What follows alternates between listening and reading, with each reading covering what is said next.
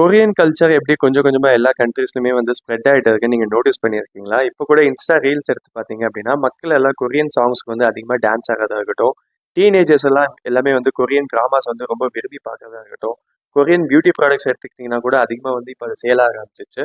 அதே மாதிரி கொரியன் சைட்ல இருந்து எங்கேயாவது கான்சர்ட் செட் பண்றாங்க அப்படின்னா, அதோட டிக்கெட்ஸ் வந்து வித்தின் ஃபியூ மினிட்ஸ்லேயே வந்து சோல்ட் அவுட் ஆயிடும்.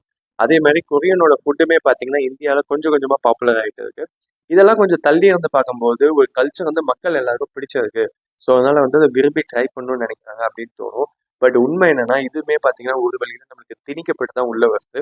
எப்படின்னு பார்த்தீங்கன்னா, எப்படி மிச்ச நாட்டில் வந்து ஒரு காரை ஃபோனை வந்து மேனுஃபேக்சரிங் பண்ணி வெளியே அனுப்புவாங்களோ இவங்க வந்து மாடல்ஸை மேனுஃபேக்சரிங் பண்ணி வெளியே அனுப்புவாங்க. மேனுஃபேக்சரிங் நான் எப்படி சொல்லுவாங்க அப்படின்னா, டீனேஜர்ஸ்லாம் பிக் பண்ணி அதில் யார் மாடல்ஸ் வந்து கரெக்டாக இருப்பாங்கன்னு எடுத்து அவங்கள ட்ரெயின் பண்ணி ஒரு மாடல் வந்து ஸ்டேஜில் எப்படி பெர்ஃபார்ம் பண்ணணும், எப்படி ஆக்ட் பண்ணணும், அவங்க டயட் எப்படி மெயின்டைன் பண்ணணும், இதெல்லாம் சொல்லி கொடுத்து வெளியே வராங்க.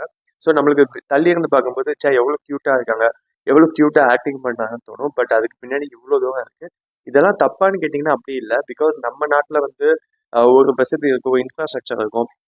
சில நாட்டில் வந்து காரை மேனுஃபேக்சரிங் பண்ணி அனுப்புவாங்க, சில நாட்டில் வந்து ஃபோனை மேனுஃபேக்சரிங் பண்ணி அனுப்புவாங்க. சவுத் கொரியாவில் இந்த வசதி இல்லாதனால இவங்க வந்து ட்ராமாஸ் அண்ட் மூவிஸில் வந்து ஃபோக்கஸ் பண்ண ஆரம்பிச்சாங்க. இப்போ கூட பார்த்தீங்கன்னா நெட்ஃப்ளிக்ஸ் வந்து $2.5 பில்லியன் வந்து இவங்களோட கண்டென்ட்டுக்காக இன்வெஸ்ட் பண்ணியிருக்காங்க. இன்னும் அதிகமாக வந்து டிவி ஷோஸ் வரணும், இன்னும் அதிகமாக டிவி சீரிஸ் வரணும் அப்படின்னு. இப்போதைக்கு நீங்கள் கொரியாவிலேருந்து எது ரிலீஸ் ஆனாலும் லைக் அது ஆல்பமாக இருக்கட்டும், இல்லைனா ஸ்குவிட் கேமாக இருக்கட்டும், இது எல்லாமே பார்த்தீங்கன்னா ரொம்பவே ட்ரெண்டிங் ஆகுது. ஸோ கொரியா சைடில் இப்போதைக்கு இவங்க எது பண்ணாலுமே வந்து ட்ரெண்டிங்கில் தான் போகும்.